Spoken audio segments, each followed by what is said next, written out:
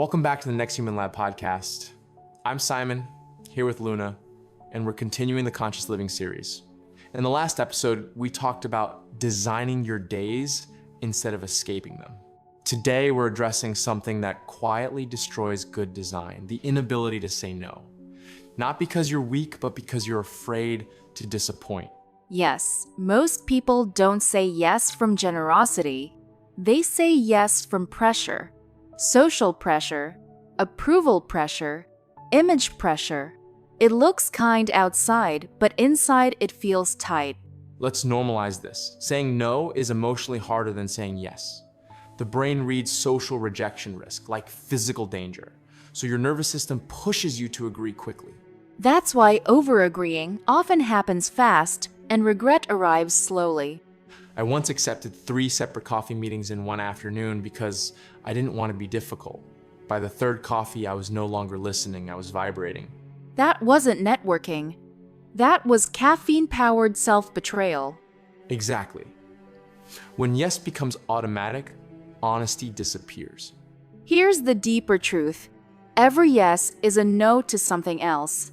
Time, energy, attention, recovery, deep work, family presence, something pays.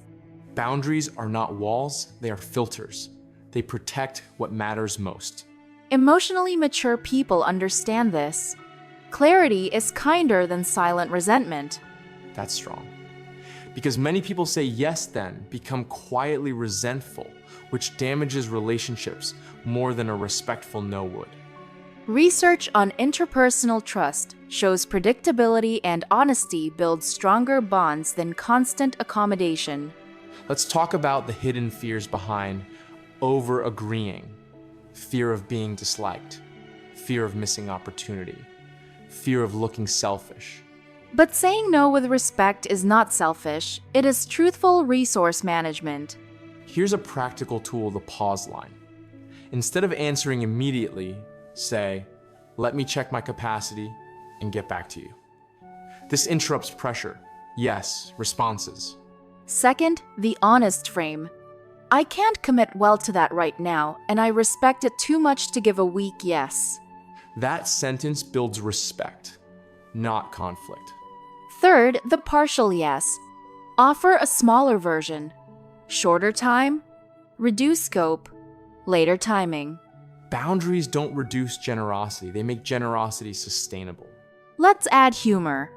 If your calendar says free time, but everyone else sees it as available for booking, you forgot to lock the door. Digital door, very important. Deep human wisdom here. You are responsible not only for helping others, but for guarding your inner clarity. Exhausted helpers help poorly. Reflection question today. Where are you saying yes to avoid discomfort instead of telling the truth? Next episode, we talk about rhythm, work, rest, and meaning, and why balance is not equal time, but intentional flow. This is the Next Human Lab podcast Conscious Living series, where clarity protects peace. A truthful no is often kinder than a dishonest yes. This is Next Human Lab.